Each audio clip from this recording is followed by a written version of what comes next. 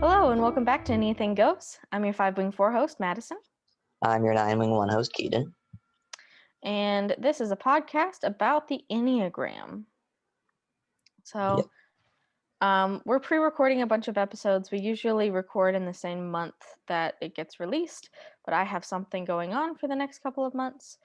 So this is being recorded on April, what's today? April 11th. So if something major happens and we don't talk about it, we deeply apologize. We'll catch up in the next episode. Or not the next episode, the episode after. Yeah. We'll catch up at some point. Yeah. With real time. It'll be the September episode. So that'll be concurrent with the month. Yeah. Yeah. Just some disclaimers before we start. We're generally not safe for work. We do swear, talk about explicit content. We are queer friendly, so if that makes you uncomfortable, leave. We're also not Christian, so if you're looking for that, probably not the podcast for you. And we're not trained in anything professional Enneagram like. You can email us or tweet us. Email is EnneathingGoes@gmail.com. Twitter is @EnneathingGoes. Sorry, I have the dogs in here. Can you hear them? I just heard a little bit of shuffling. That's fine. Okay. If you like the show and want to support us in making new content or more content, check out our Patreon. We have a smaller donation, a sort of mid-sized donation that's like $10 or something. And then if you give us $600, Maddy will join the cult. Yes, I will. All right, so jumping right into this month's episode, we are wrapping up the Harmonic Triad with reactive / emotional realness. So our question of the month was for the 4s, the 6s, and the 8s. And I asked, how have you guys learned to emotionally regulate during a conflict?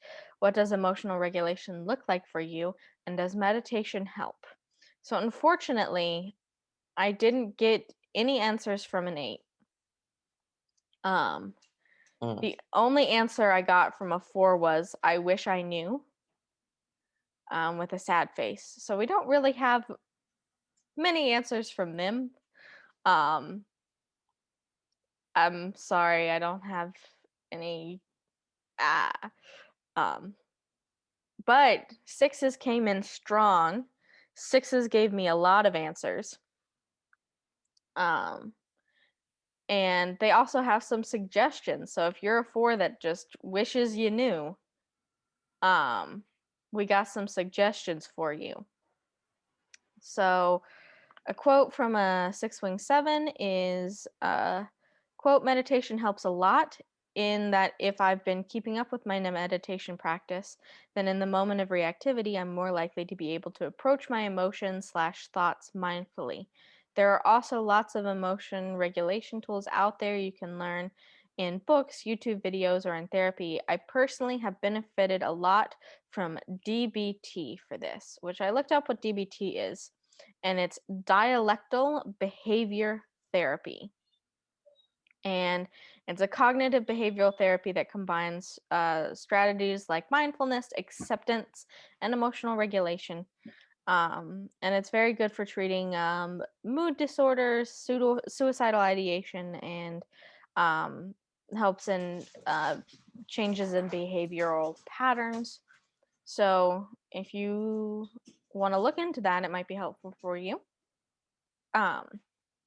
Also, we have a quote from a 6-Wing 5. Probably most reactive of the reactives here, I would say walking away is a good solution. Bit of advice I need to apply, but if it's too long, I'll walk away. Usually most situations I can, it depends, but also slowing down, thinking about it, and then walking away to cool off. The advice is for 6s to slow down and think about what fear is driving us. There's a bit of advice to help the other types, though. Tom, I'm going to spell the name because I don't know how to pronounce it, is IAHUE suggests slowing down with deep breaths. So those help. But yeah, I I also. wonder if a Mhm. lot of emotionally reactive like people in that harmonic triad think that they're regulating their emotions and they aren't really. Yeah. I am. So I had more answers, but they were from my 6 siblings. Because both of my siblings, sorry, not my 6 siblings. It's my brother. Your two siblings are sixes. Yes. There we go. Yeah. But I think I'm gonna leave their answers for down when we talk about sixes. Hmm. It's very interesting, their different responses. Um, and I think it would be better off down there. Do you have anything? Did you get any answers from people? No, I could ask people, but they're all sleeping now. Yeah, feel that. It's So, time difference things makes getting yeah, answers hard. yeah. Time difference and like distance makes everything hard. Yeah, Um, Maybe we should keep that in our disclaimers. That we are also just recording um Zoom meetings because we are so far apart that we're in different time zones. yeah. um, but yeah, so I'm ready to move on because I didn't Yep. get very many answers. So what is the harmonics triad? The Enneagram has a lot of different triads where they divide all the Enneagram types into groups of threes based on different behavioral things or um, different kind of motivations or things like that. So right now we're dealing with the harmonics, which is how each type copes with conflict or difficulties and how they address disappointment in their life. So in this triad, in the competency triads, we have the competency group, we have the positive outlook group, and we have the reactive slash emotional realness. And I also saw that somewhere someone called it the intense group or the intensive group, which Hmm. was a name I hadn't heard yet, but found that in my thing. So all of those. Um, and we have already done the competency and the positive outlook groups. So if you haven't checked those out, I highly recommend checking them out because understanding the harmonics triad and the whole of the harmonics triad is really great because, well, A, it can help you type yourself if you're not sure on your type. Which, if you were listening to this podcast and you've tuned into this one, odds are you've probably got your type figured out, or maybe you are just jumping in. I don't know. Um, but it can also help you understand yourself during fights and conflicts, nearly anything like that. And it can also help you understand other people and where they're coming from um, during fights.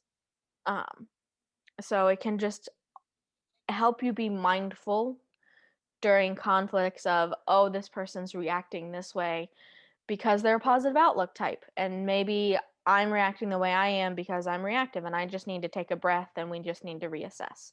Things like that. So I highly recommend you go back and listen to Competency and Positive Outlook if you have not already. So let's get into it. Reactive emotional realness slash intensive type. Would you like to explain this one? Yeah. So when faced with conflicts, the people in this triad, so fours, sixes, and eights, are going to have an emotional reaction first, and then seek emotional recognition from their surroundings. Mm, So in contrast to focusing on maybe solving the issue or avoiding the issue, they're going to feel through their issues. mm-hmm, They're going to have strong feelings and opinions about things, and want either their environment to like reflect that back at them or accept it, um, and like hold space for it. mm-hmm, Um, So it can cause a lot of frustration when they don't get that because they're looking for, you know, like competency and avoidance, I think are maybe a little bit more internal, but oddly enough, like the emotional aspect of it is a bit more externalized. Mhm. Um, so that can cause some issues in their how they manage their own conflicts, like in their relationships with people. Mhm. Yeah. All right. So,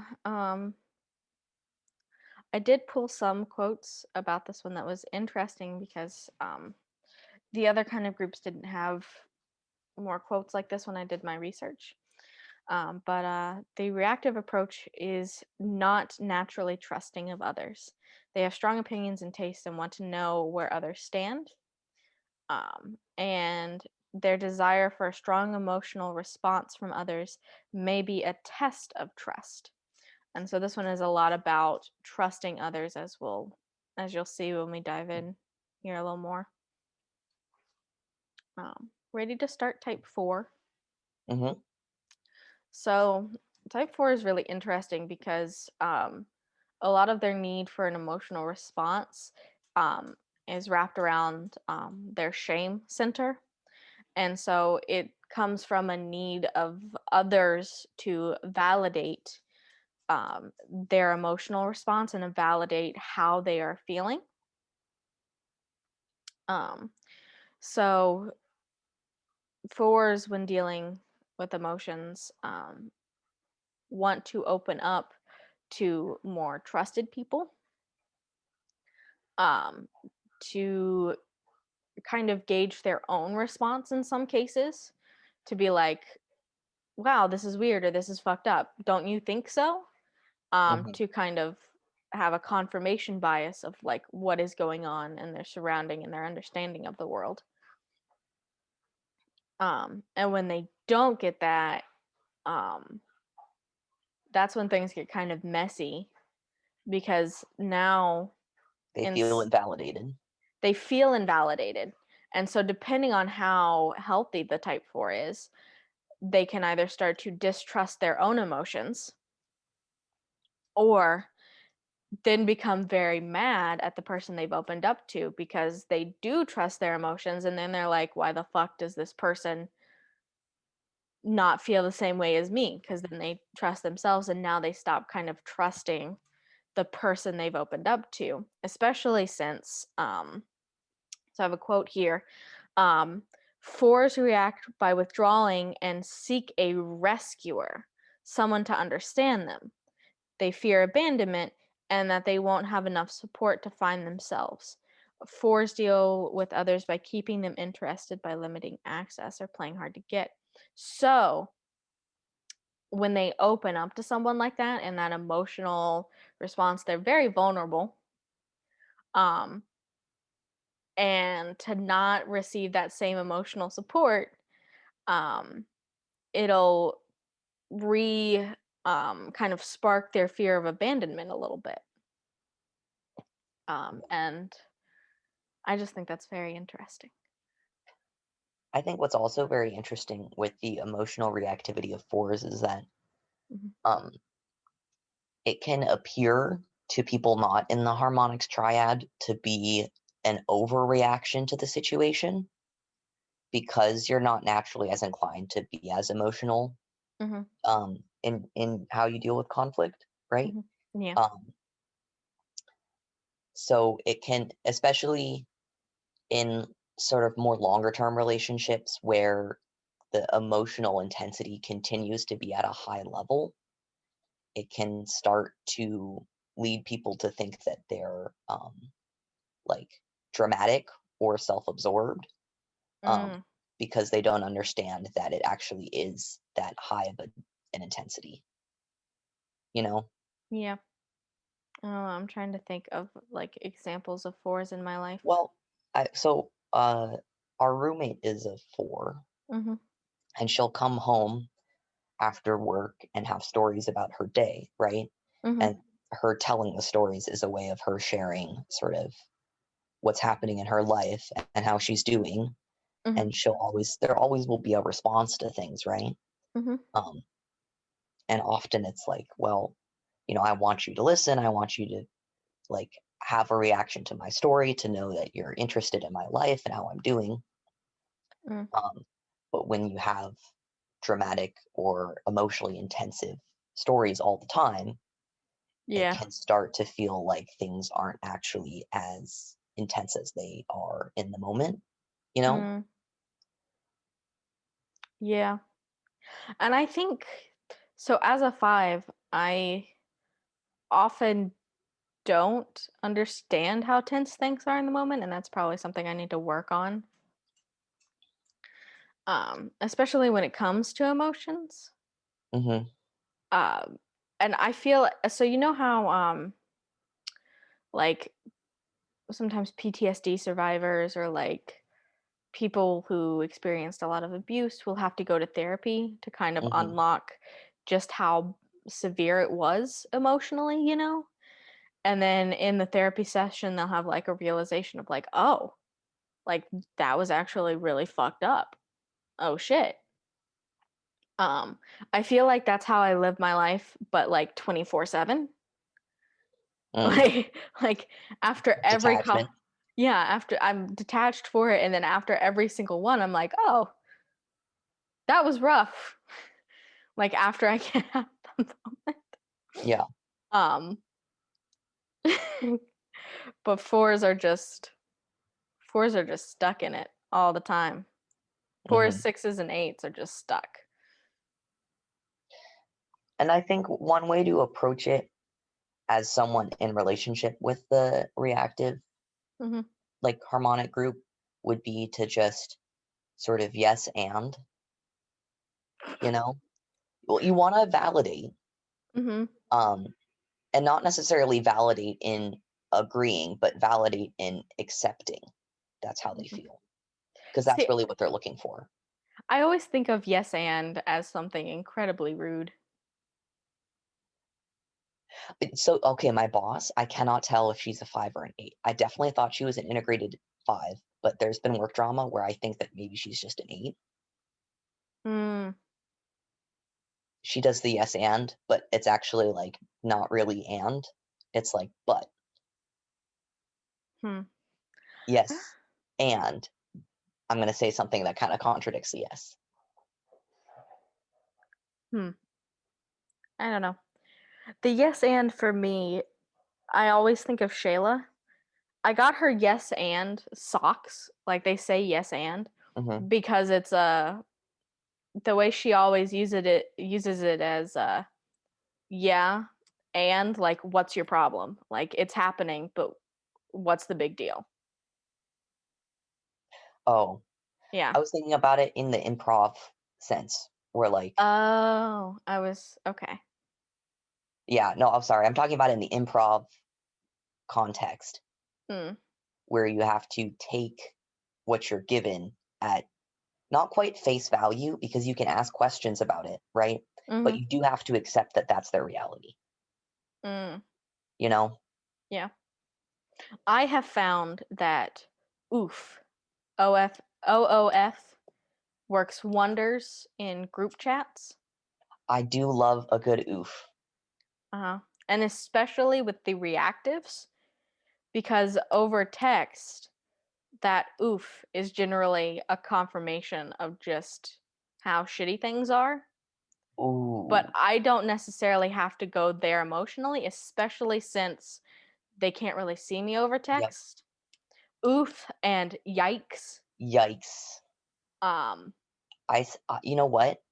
I use that a lot with my 8 friend, because they will text our group chat about like, I'm about to murder someone. Please stop me from stabbing this person. And then explain the situation. And I use a lot of oof, yikes. mhm, And then there's the occasional, do you need me to bring the knife?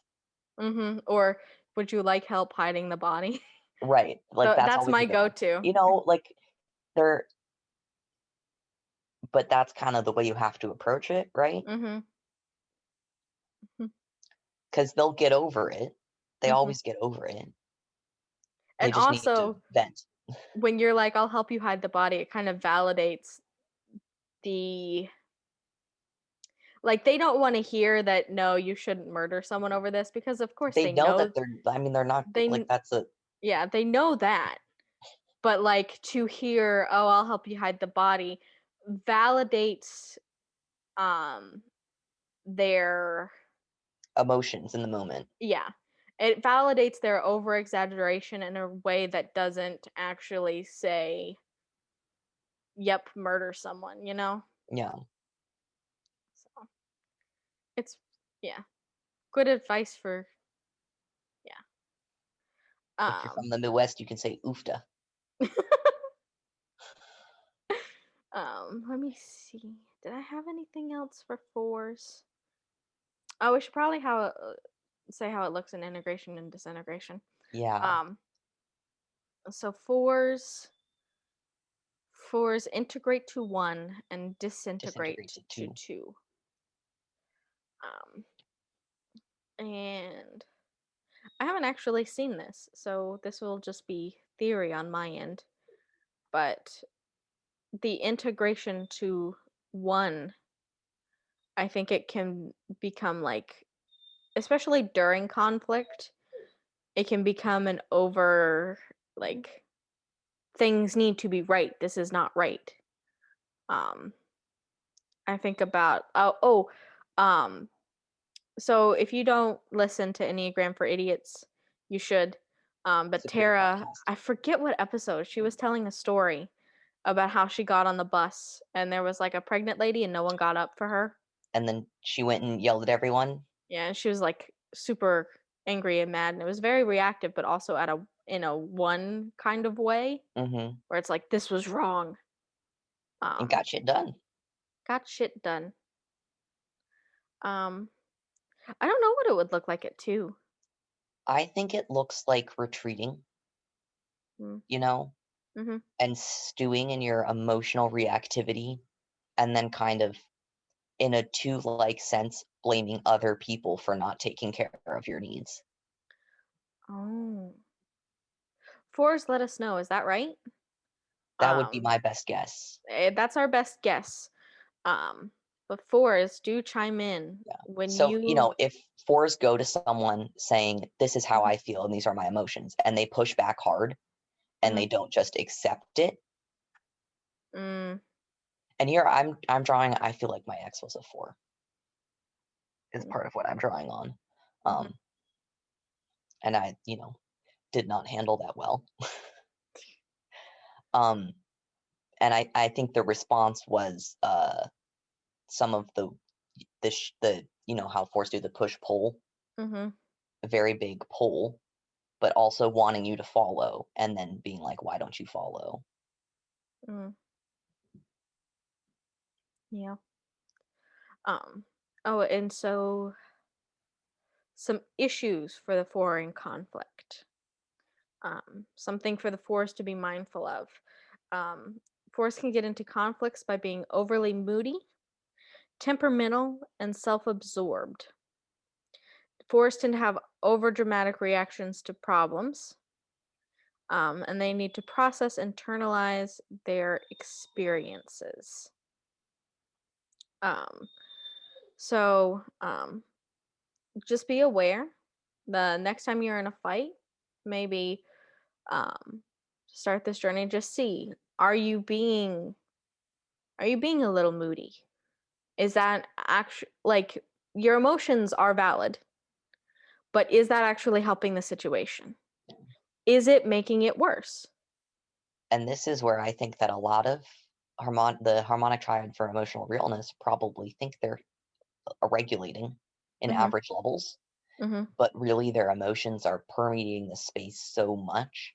The Mhm. problem is that it takes up so much of the emotional energy in the room that sometimes you don't Mhm. have any other space for other people to feel their emotions. Mhm. Yep. That reminds me of something that I will bring up with the eights because it was an eight post on Reddit. I'm pretty sure I've talked a little bit about it, but we can go in some more depth. But yeah, I'm ready to move on from fours. What about you? Yep, I'm ready. Okay. So, type 6.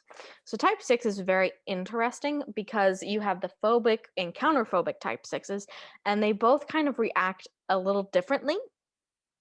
So, some 6s will kind of have more. Oh, I'm sorry. Did you? A little bit of the owl. Oh, he is bored and he wants me to uh, um, get his bone that he lost under the couch. But no, I'm not doing it right now. Go lay down. Um, he purposefully shoves the bones under the couch so that the other dog will not get them, but then he can't get them. And when he wants them and can't get them, he becomes super sad. Uh, Hmm. and so I might end up having to get a bone for him because he just won't stop. But anyway, so 6s, when they are um, counterphobic, um, they kind of react a lot more externally, and they don't need as much support from other people because they don't necessarily trust it. And so they kind of react defensively and they keep their guard up. Um, and they're more of a like, I don't know, punch first, ask questions later, but with their emotions and kind of their response to conflicts. Hmm. And so my brother is a lot more that way. He actually, so when I asked my siblings this question, I got two very different responses, and that's how I was like, okay, Sterling. I've kind of always thought he was more counterphobic, Mhm. which I've hovered back and forth with him, especially when we did our episode. But I think I'm pretty sure he's counterphobic and Hannah is phobic. Mm. Or maybe he's just evolving. I don't know. Or and this is another problem with 6s is that 6s are acutely aware of kind of the social dynamics in their society. And so more than any other type, they're going to be affected by the it's not masculine for men to have emotions kind of deal. Mm. Um so this is why I hop back and forth. And he when we did the sixth episode, I thought he might be phobic. Um but his reaction, he still might be phobic, and this might just be because he's a dude. Um his reaction when I sent him was I asked, "Do you meditate? How do you emotionally regulate?" And he sent me a Bill Burr comedy skit where it says why men aren't sensitive, and it's basically a 2-minute kind of rant. I don't recommend seeing it because it does have It's got a lot of slurs in it. it's got a lot of slurs. But it's basically how men don't react because their buddies are like, You're gay. yeah, you're If gay. you have emotions, you're gay. Um, and that's basically why he chooses to not emotionally regulate was his answer. He's I don't emotionally regulate. I have no interest in emotionally regulating because if I do, um, I won't be seen as a man anymore. I But think that in has doing to. that, he does emotionally regulate because he can't show Yeah. when he's sad. Yeah. so, so I And think, yeah. Go ahead. I think that has to evolve and change as you get older, though, right? I I don't know. Like, don't men reach a point in their lives, at least, like, please tell me when you have a family, you know, and you're like, that's a wake up call for you I when it starts like having significant negative impacts on your relationships because you can't feel the full scope of your emotions as a human being. I mean, that's the problem though. That's why it is such an issue that women want to talk about is like the toxic masculinity because no, it just doesn't. It never lets up. Bill Burr in this was talking about how that's still the case and he's looking a good 40 or 50 in this. I I mean, I don't know. I guess I have my own like very biased. I don't understand the toxic masculinity culture because they're like my dad doesn't perform his masculinity in that way, you know? Like Mhm. he's not very he's a 5. Mhm. He's not very invested in performing his masculinity, I don't think. Yeah. Um I think the closest I could get to someone who's like performing masculinity that could be toxic would be my uncle, who I suspect is a 3 or a 6, who, when he had daughters, did a complete 180 reevaluation of his life and like started fixing a lot of that shit, you know? Mhm. And I obviously, like, I'm not growing up with a whole lot of toxic masculinity being a trans man, but mm, I don't know if it ever really sorts itself out. I mean, Um, but don't you just reach a point where you get really tired of it?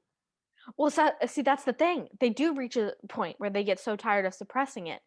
But then what happens is, especially in sixes, it all comes out. And in my brother's case, it has come out in not great ways. Um, like explosive outbursts of anger, which is I don't even know. You would think that that would be some reaching up 9, but it's not because it's not really. I guess in some ways it's growth because they are finally letting it out and they just have no way of letting it out in a responsible way. So I guess it is kind of growth at a lower level. Um, but it just kind of explodes.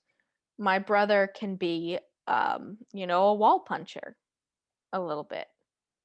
Um, Especially okay, he has gotten better since he was younger, I will admit, because now he's in the Marines, he's got more discipline, he's got, you know, um, he's got people around him that do.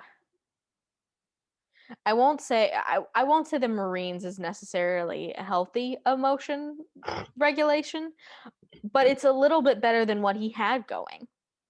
Because I remember him telling the story of when our grandma died and he got the news he was in boot camp. And so when he got the news that grandma died, he was really sad and wanted to cry, but he was too afraid to cry because he's in boot camp and like he can't do it. So he like was like basically sitting there shaking trying to like figure out like how to not cry and how to emotionally regulate, and his like drill sergeant was like, you can cry, like this is sad, go ahead and cry. And he was able to cry after basically given being given permission to cry. So it has kind of helped him a little bit in the sense of, yes, when things are sad, we can cry,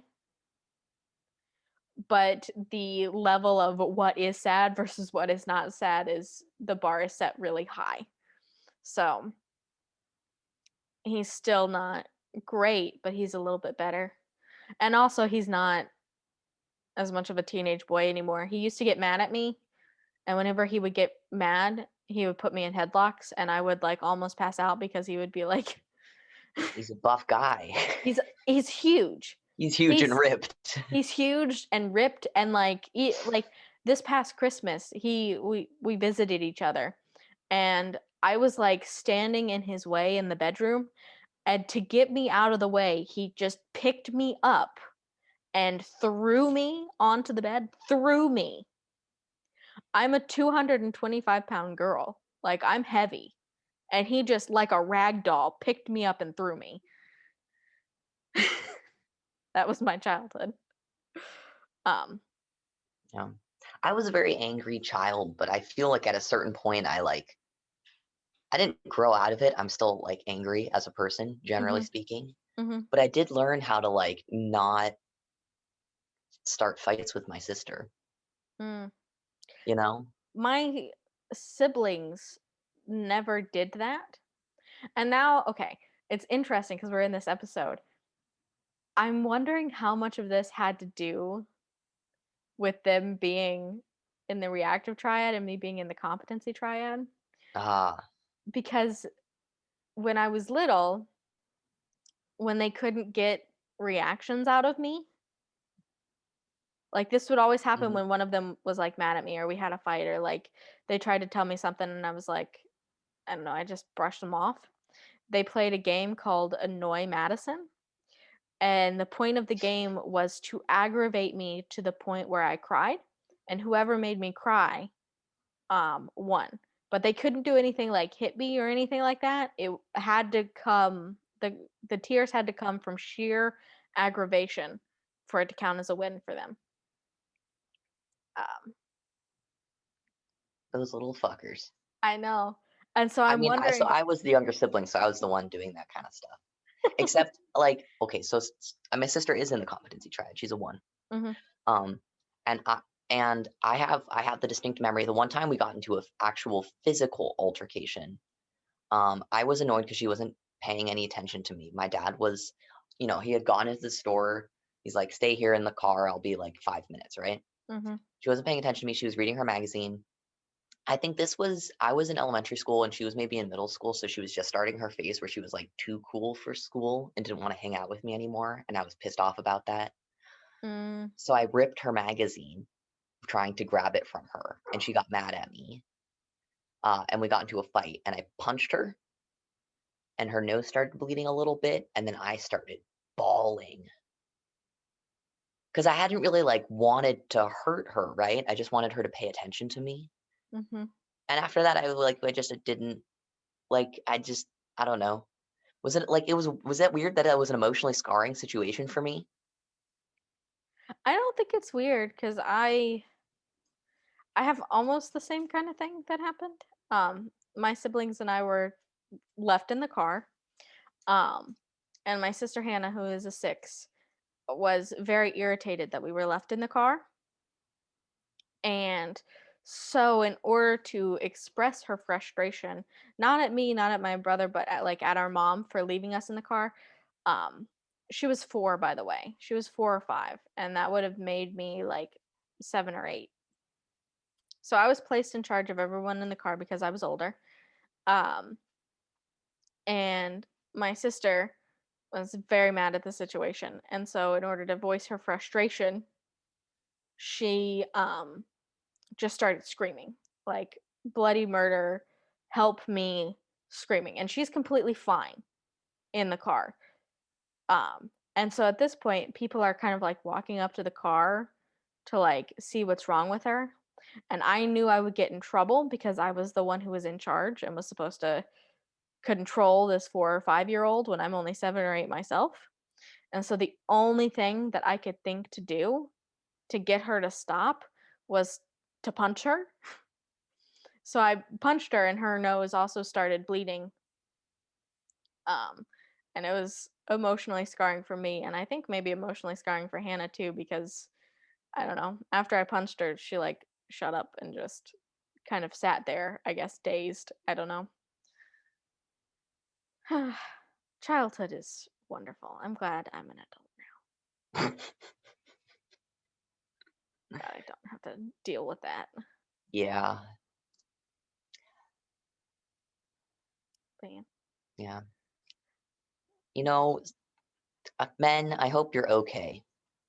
It they're sounds like a not. rough go. They're not okay. And especially, so looping back around to the like, surely when you have a family and kids, have you ever seen the subreddit, are the straights okay? I have not. I'm scared. I Um, the answer is the straights are not okay. And so it's all these men posting about like hating their wives and like it's funny to hate your wife because everybody hates their wife. Like no one marries their wife because they love them. Like you just have to hate your wife, right? Oh, And like honey. yeah, and like very gendered things. And I can see a lot of six energy in there where it's like they got married because social expectations or things like that. And they weren't necessarily married or like wanting to get married and didn't necessarily marry for the right reasons, um, or for even necessarily love. more just like, this is the type of woman I should love, so I'm gonna love her. And then, like, once we're married, that's over, and now I'm supposed to hate her, so I do. Um, and like, there are on it, like, there are abuse. The other thing that got me the other day was like, um, on it, like, a dude posted, when you buy a punching bag, and then underneath it, it had a picture of like, the dude who's crying, who says, "I am a joke.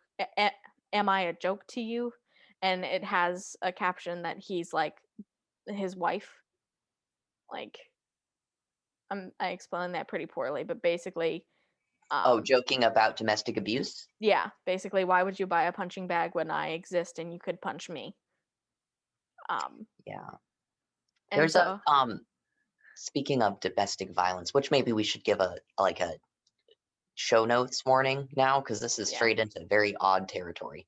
okay, Um, but uh, there's a book published by a psychologist that worked specifically with men who were abusers, mhm, um, where he talked about his experience with them. And what he learned was essentially that, they would say, "Oh, I did this," right? Because mhm, she did this.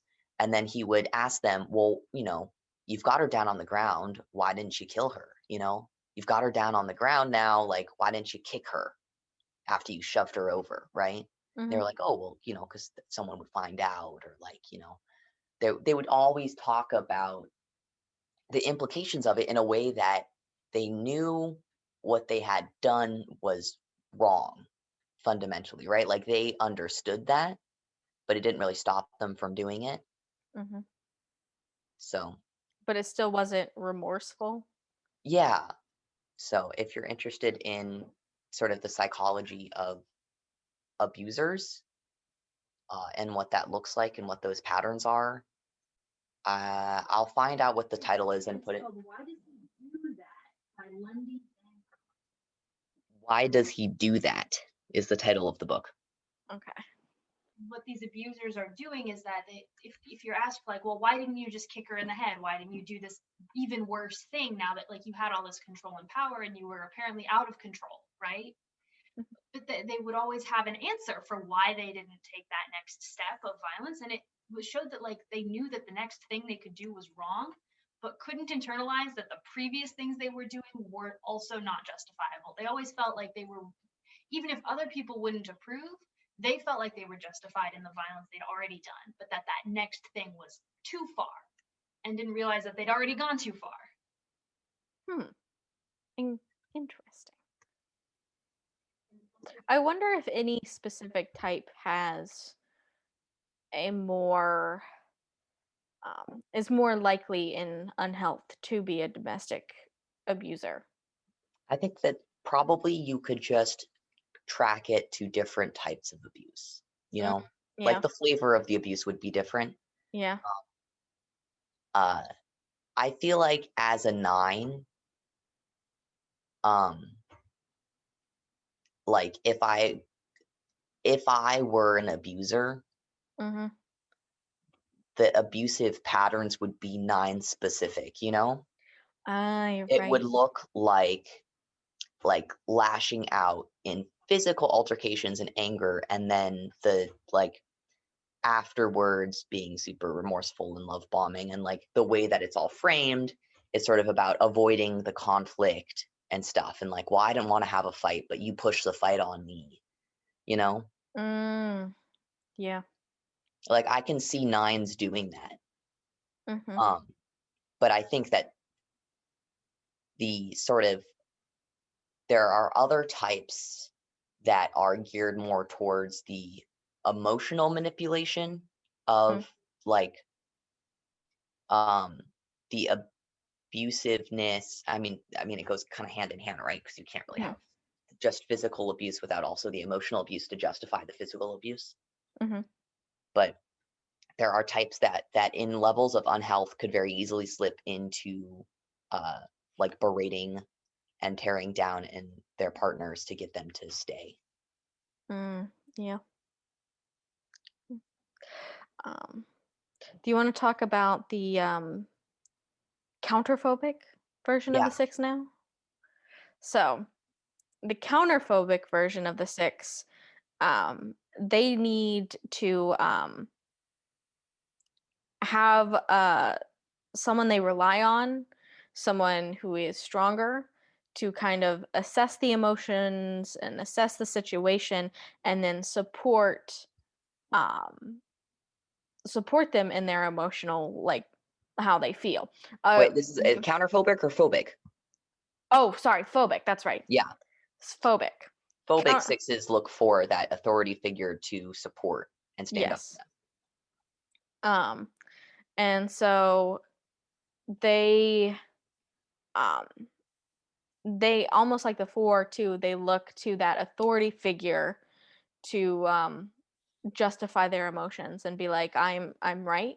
But instead of it being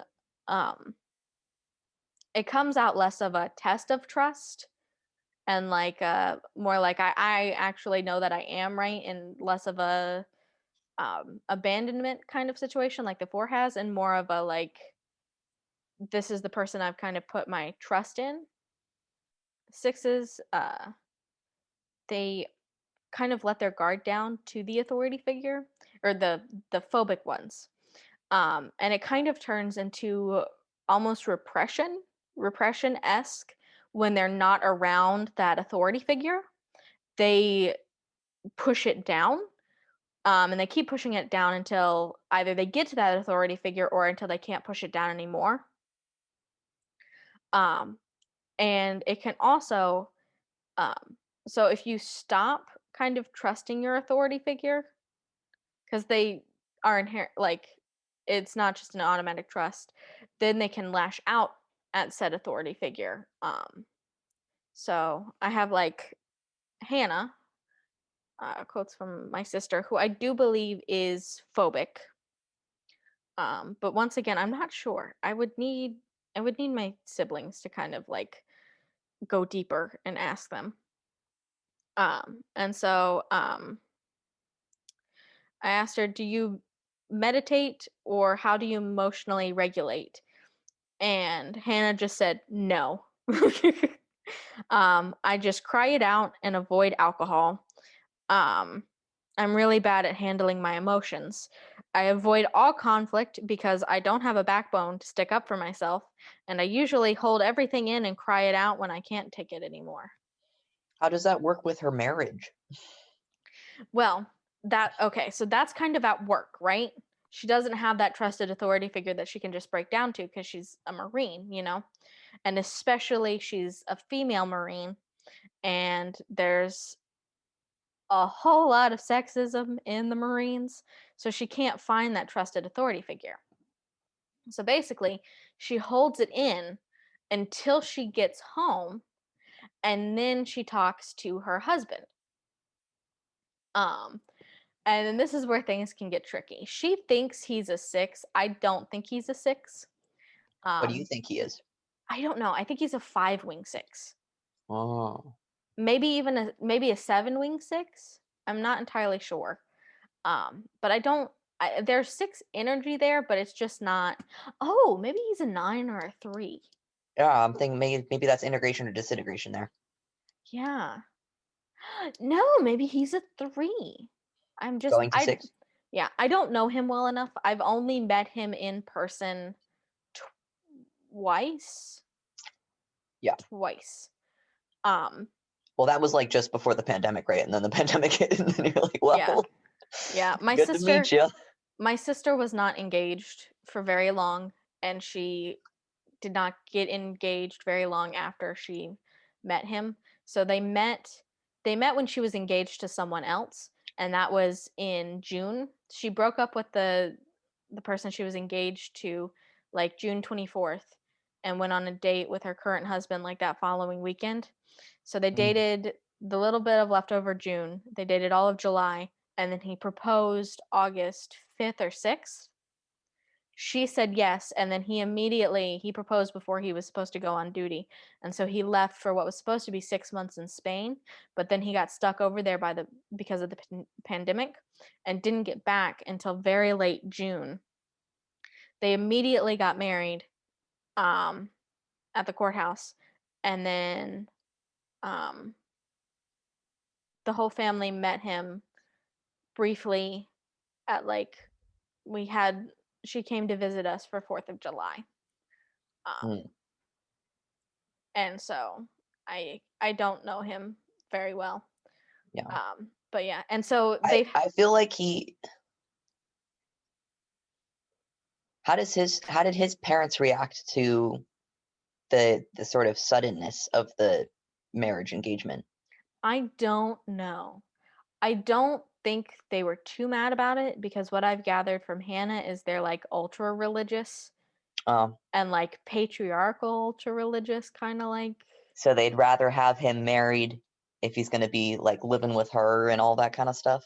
I think so. Once again, I haven't met them and I've never heard him say anything about his parents. Because I'm thinking, I mean, I'm not a 6, I'm a 9, right? Mhm. But I'm thinking that I would get in so much shit with my family if I married someone, first of all, without my parents there. And second of all, without them meeting them first. Yeah. Like, but that's like, that would make me go to 6 hard. Mhm. I would be like, there are procedures to be followed for my family. And not even that there's like, they're super traditional, just that like, you know. It took a while for Hannah to even meet his parents too, like after they were married, to like figure out the leave situation. Yeah. And the Um military makes it more difficult because you can't just take time off the military. yeah. So, but she had gotten into a fight with him, and he is the person that like, or no, she hadn't gotten into a fight with him yet. She'd come home, she'd bottled everything up, and then got to her person to like spew everything out of, and was like expecting the emotional response. And he was like, "Well, why don't you do this at work, or why don't you do this?" Oh, that's And competency, baby. yeah, and that's why I'm like, well, maybe he is a 3 now because Oh, Hannah was telling me some stories just the other day, and I was like, "Ooh, that's definitely not. 3 image." Yeah. Um, I'll I'll tell you after the podcast because she's getting kind of mad at him again. Oh. But in this situation, she didn't want to hear that, and so um, she screamed at him to shut the fuck up, and that Ooh. yeah, it was bad. She was like, "Just shut the fuck up, shut the fuck up. Um, you're not hearing me. Like, I just want to vent right now, and I don't like. It's not a solution to a problem. Like, I just want you to essentially go there with me." And she was like, "All I wanted him to say was like, oh, that's fucked up,' or something like that. Like, that's all I wanted from him." And so they were on like a video chat, and he hung up. And You know what? I would yeah, hung. I would. Yeah. I would yeah. not And then stay. he But texted that's her. me. I'm conflict avoidant. Yeah, then he texted her and he was like, "You told me to shut the fuck up and you meant it." It's not like you were joking, you meant it. And she felt really bad after she snapped. And was just like, "I'm really sorry." And I found out because she was like really upset because she didn't mean to kind of snap Maybe at he's him. a positive outlook, though. Maybe that's a 7 response and not a 3 response. Maybe. I don't Because know. then he avoids the conflict. Yeah, I don't know. It's not that he avoided it much because immediately he kind of texted her. He was just like, "I'm not gonna be on the phone while you scream at me to shut the fuck up." Maybe a 5. I don't know. I don't know. Have you introduced the Enneagram to him? Um, they did, and like I didn't get to introduce it to him because apparently he knew about it beforehand, Ah. and he had typed himself as a 6. Ah. Or no, he didn't. His mother had typed him as a 6. Oh, never trust what your parents type you as. They don't. Yeah, his mother had typed him as a 6, and he was like, "Okay, I'm a 6."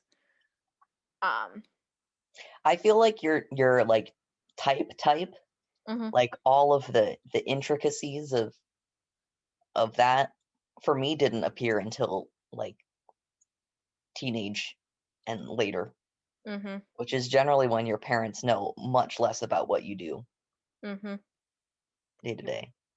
If Yep. you had typed me as a small child, I think I would have read much more like, I don't know. People Definitely in not a 9. people in my immediate family type me as a 3. Yeah, And I so I think I think I would have was more of a gotten 3 as a small child. 3 or 7 Mhm. or even like 2, Mhm. you know? But yeah, so Hannah is I'm pretty sure she's the like phobic version where she bottles it up until she gets to the one person that she like trusts to just let it all go. Yeah.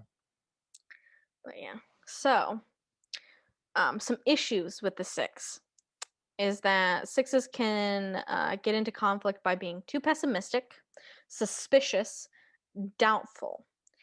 6s tend to be very anxious people. They're always on the watch for dangers and threats. When conflicts or threats occur, their anxiety comes out, and often as long rants, hysterical overreactions, and feelings of inferiority. They probably also project a lot Yeah. in their like, if you're bottling up so much stuff, Mhm.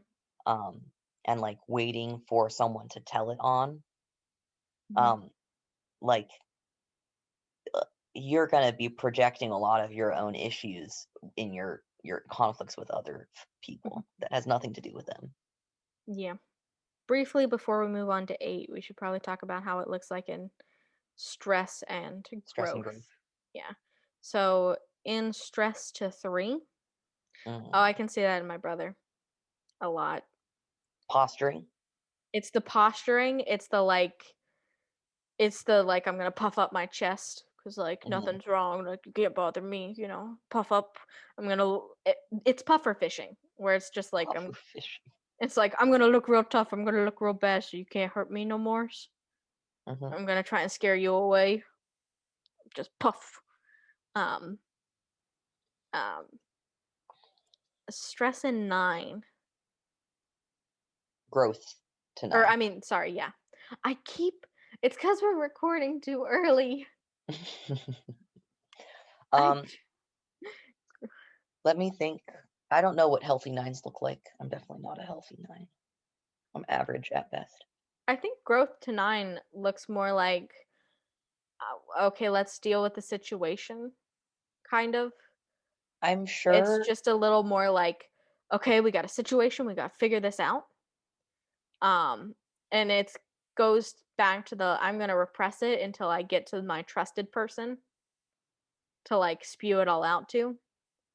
Um, Mm, and so it's a lot more like, let's get this resolved, I think, so that there I is think no. it's about, I'm gonna say, emotional realness or authenticity, um, in feeling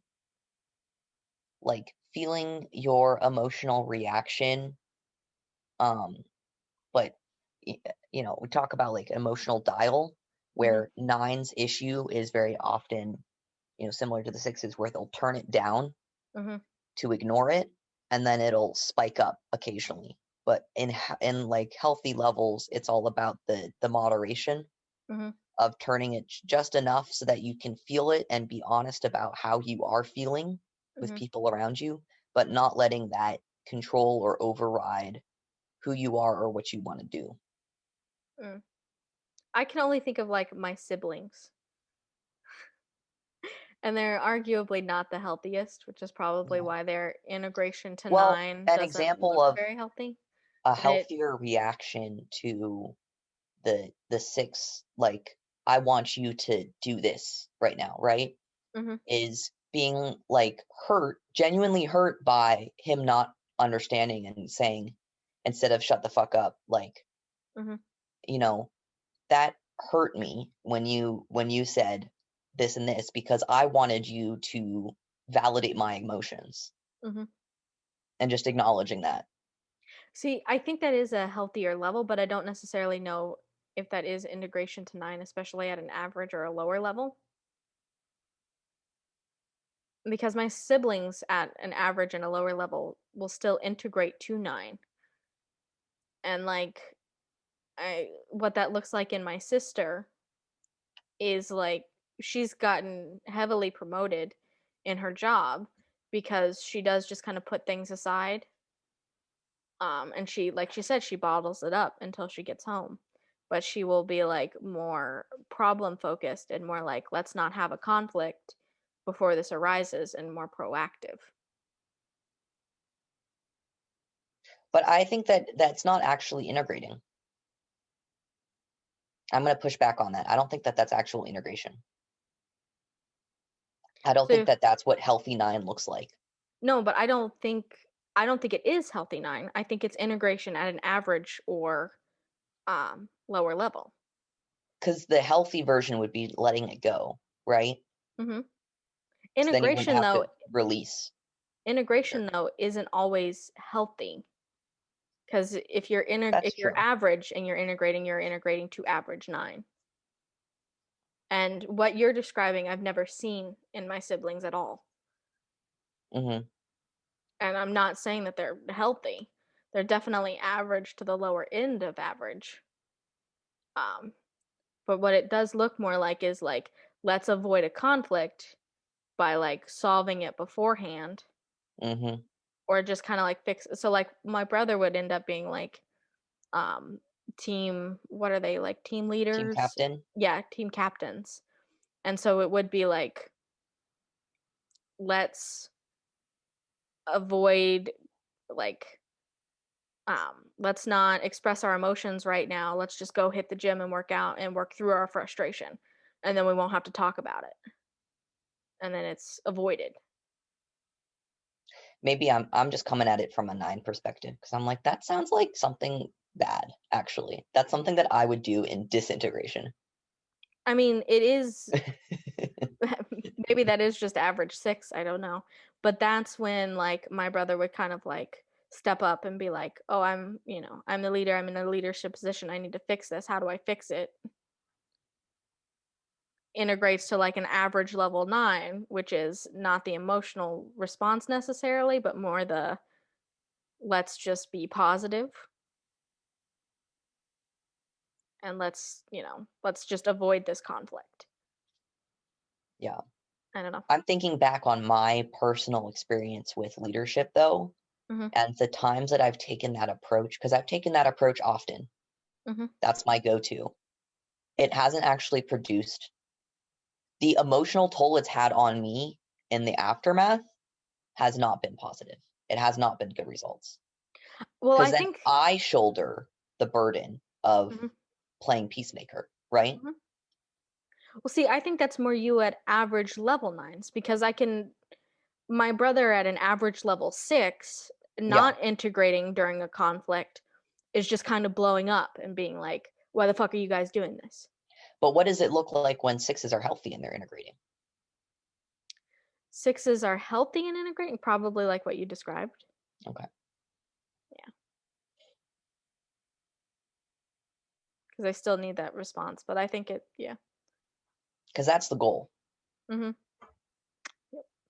Okay. 8s. 8s. All right. My faves.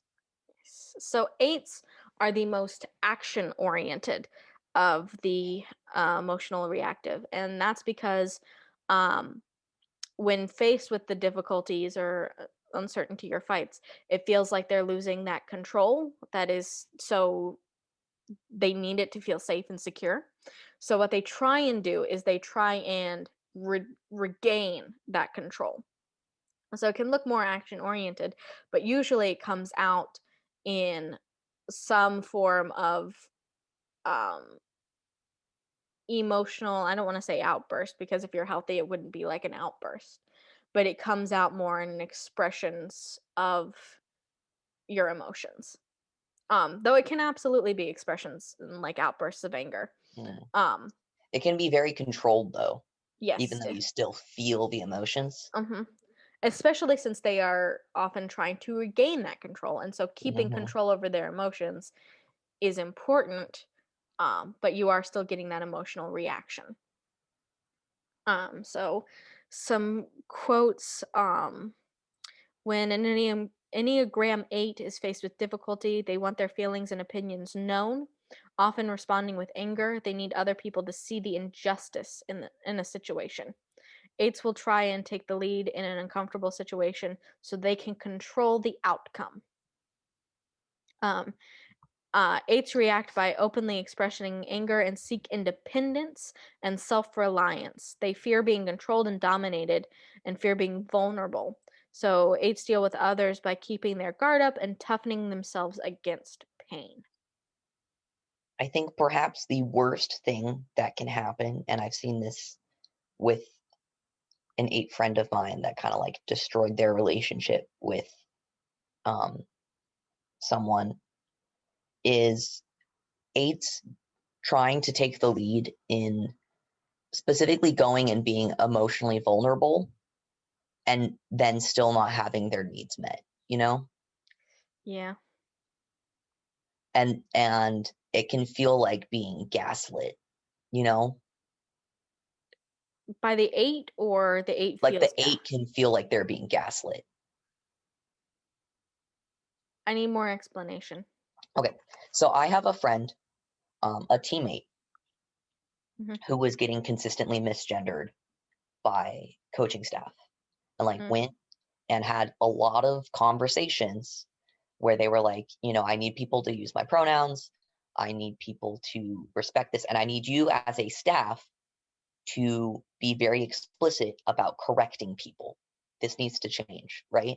And they were very emotional in that. They were vulnerable. They were like, this is the psychological and emotional toll that this is taking on me, being in this environment.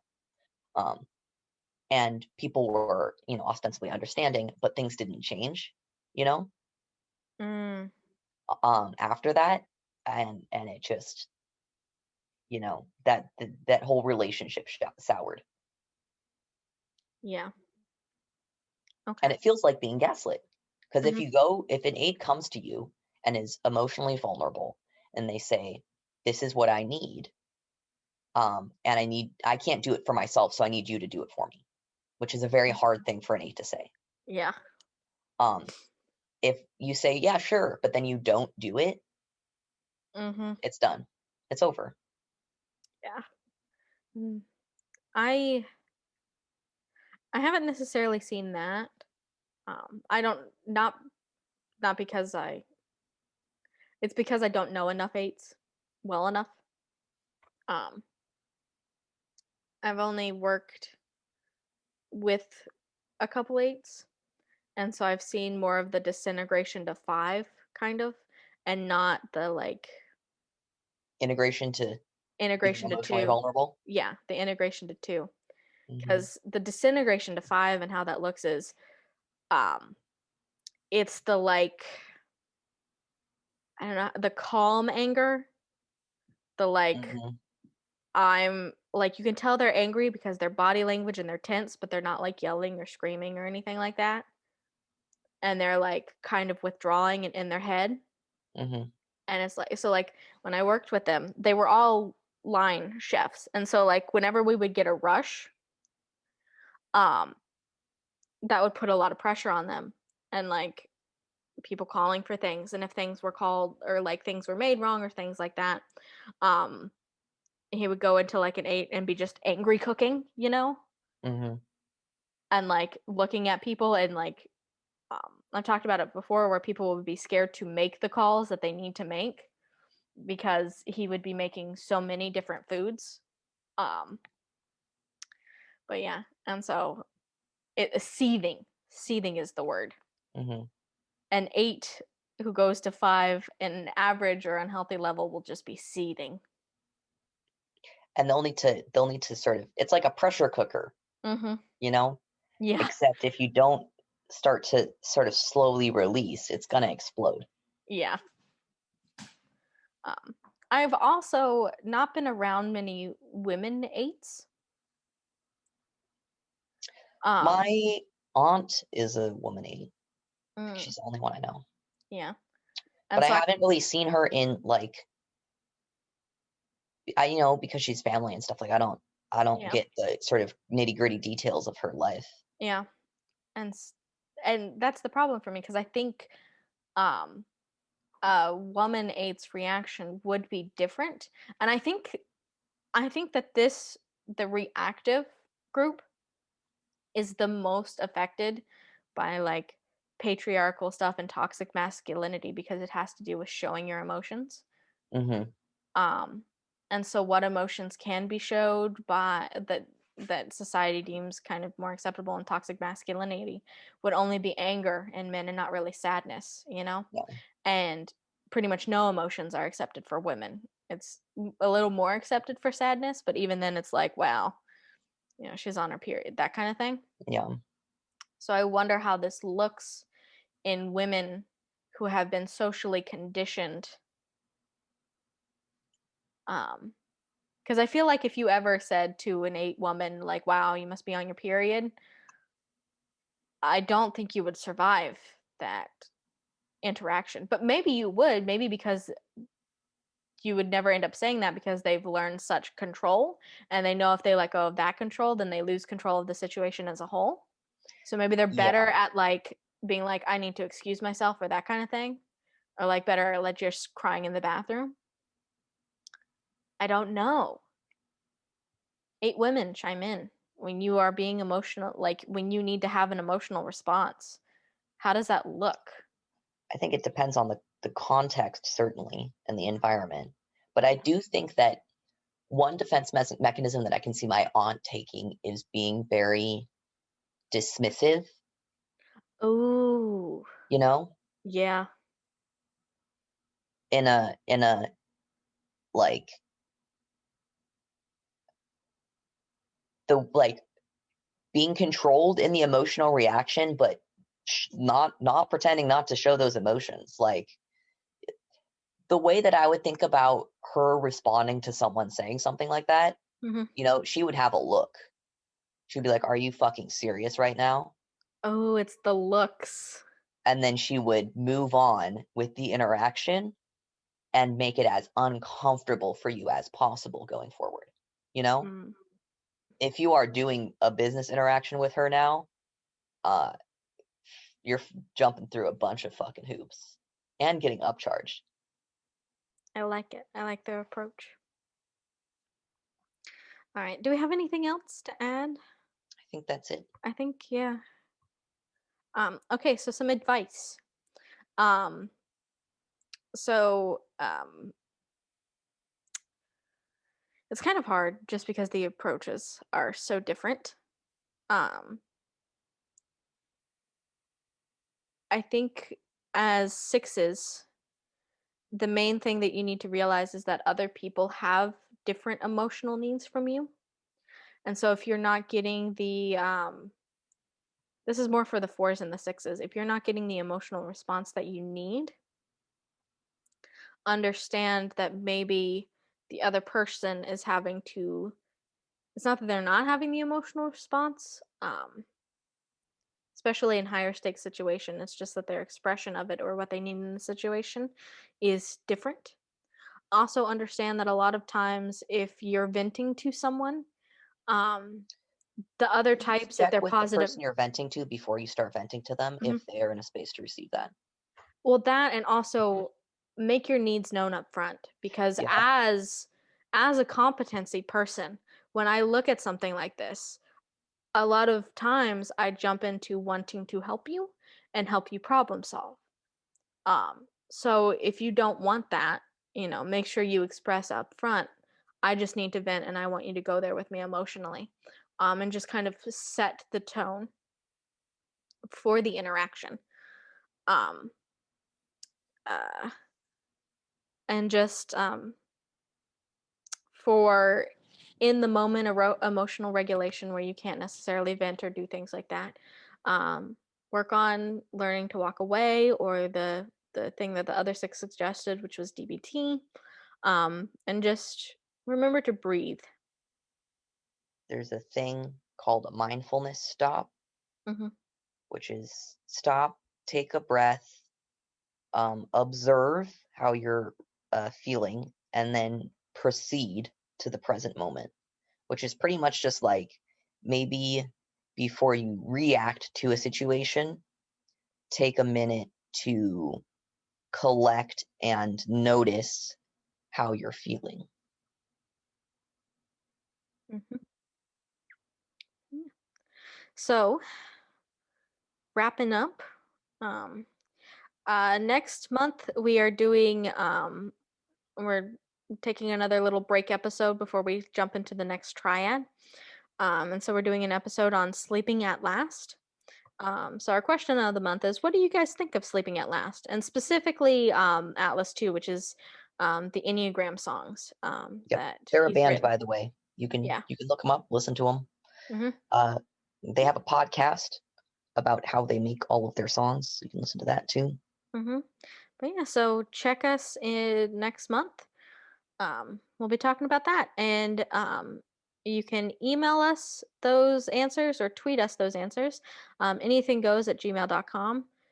Twitter @EnneathingGoes. And I also just want to point out again, even though we are pre-recording these episodes and we will be pre-recording the Sleeping at Last episode in just like 10 minutes, still go ahead, let us know how you feel, because we do appreciate your Yep. answers.